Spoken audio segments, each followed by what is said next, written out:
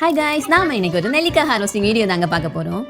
எங்கள் வீட்டில் சீம நெல்லிக்காய் மரம் இருந்துச்சுங்க. இதை தான் இன்றைக்கி நம்ம ஹார்வெஸ்ட் பண்ண போகிறோம். 7 years கழிச்சு தாங்க இதில் காயே வந்திருக்கு. 7 years கழிச்சு காய் வந்ததுனால ஒரே ஹாப்பி.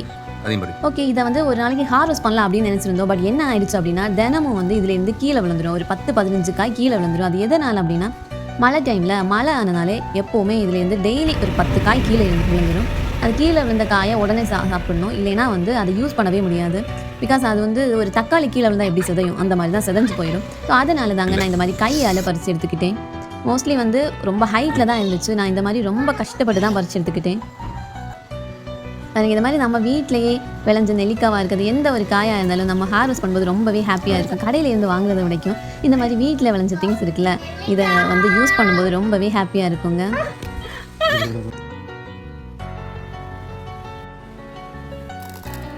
நிறையவே நெல்லிக்காய் இருந்துச்சுங்க. பட் எல்லாமே கீழே விழுந்தனால தான் இந்த மாதிரி கொஞ்சமாக இப்போ இருக்குது. என் ஹஸ்பண்ட் வந்து இந்த மாதிரி குச்சி வச்சு இப்படி குத்தி அதை பறித்து எடுத்துக்கிட்டாங்க. அதை நான் இந்த மாதிரி பாஸ்கெட் வச்சு தாங்க பிடிச்சிக்கிட்டேன். இது ரொம்பவே டஃப்பான டாஸ்க் தான்.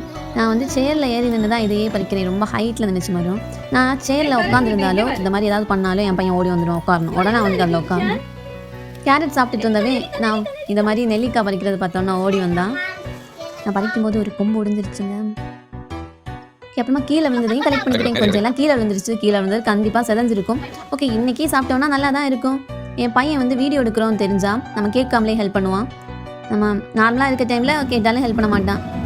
ஸோ ஓகே, இதுக்காச்சும் பண்ணுறானே அப்படின்னு நாங்களும் சேர்த்துப்போம். அவனுக்கு இந்த மாதிரிலாம் பண்ணும்போது ரொம்பவே ஹாப்பியாக இருக்கும்.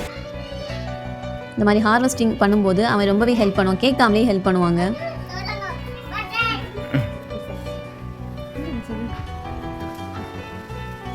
இவ்வளோ கிடச்சிருக்கு. ஆனால் பட் இதில் வந்து டேமேஜ் ஆனதும் இருக்குது. கீழே விழுந்து டேமேஜ் ஆனது நாங்கள். இது எனக்கு தெரிஞ்சது நேற்றுக்கு விழுந்ததாக இருக்கும். ஒரு கொம்பு உடைஞ்சிருச்சு. ஓகே, நல்லா இருக்குது எல்லாமே. நான் இந்த மாதிரி கலெக்ட் பண்ணி எடுத்துக்கிட்டேன். டேமேஜ் ஆனதெல்லாம் எடுக்கவே இல்லை. பிகாஸ் அது ஒரு சின்னதாக ஒரு டேமேஜ் தான் வந்திருக்கும். பட் அது அந்த காய் ஃபுல்லாகவே டேமேஜ் ஆகிடும். ஒரு நாள் ஆச்சுனாலே இந்த மாதிரி ஆகிடுது. வாஷ் பண்ணி எடுத்துக்கிட்டேங்க. ப்ளஸ் நம்ம இதை உடனே ஒரு விஷயம் பண்ண போகிறோம். இந்த நெல்லிக்காயில் அல்வா தாங்க பண்ண போகிறோம். எப்படி பண்ணலான்னு பார்க்கலாமா? இன்றைக்கி நாங்கள் சப்போட்டா, அதுக்கப்புறமா இந்த சீம நெல்லிக்காய், இதை ரெண்டையும் தாங்க ஹார்வெஸ்ட் பண்ணியிருக்கோம். சப்போட்டா எங்களோட பேக்யார்டில் கிடச்சிச்சு. நெல்லிக்காய் எங்களோட வீட்டு முன்னாடி தாங்க இருக்குது. ஓகே, டிஷ் பண்ண ஸ்டார்ட் பண்ணுவோமா? அதுக்காக நான் வந்து இந்த மாதிரி பியோரான ஹனி தாங்க எடுத்துக்கிறேன். ஃபஸ்ட்டு நான் இந்த மாதிரி சீம நெல்லிக்காவை வேக வைக்கிறேன். ஒரு 15 minutes வேக வைக்கணும். வேக வச்சு நல்லா வெந்ததுக்கப்புறம் தான் நமக்கு வந்து இந்த சீடு எடுக்க முடியும். மற்றபடி சீடு எடுக்க ரொம்பவே கஷ்டம்.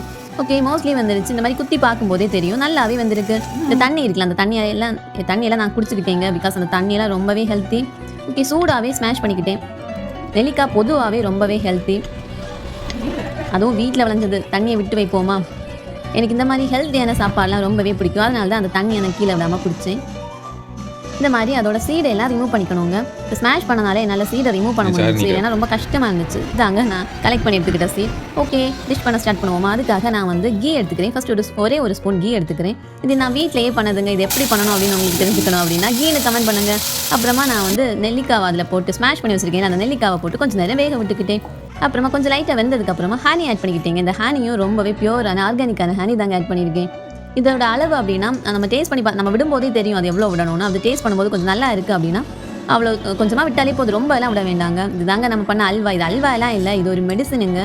இது நான் இந்த மாதிரி கிளாஸ் ஜாரில் எடுத்துக்கிட்டேன். இது ஆக்சுவலி இந்த ப்ரெக்னன்சிக்கு அப்புறம் கேரளாவில் எல்லாமே இந்த ப்ரெக்னென்ட் லேடிக்கு கொடுப்பாங்க. இது ரொம்பவே ஹெல்த்துக்கு நல்லதுங்க. இந்த வீடியோ பிடிச்சிருக்குன்னா லைக் பண்ணுங்கள்.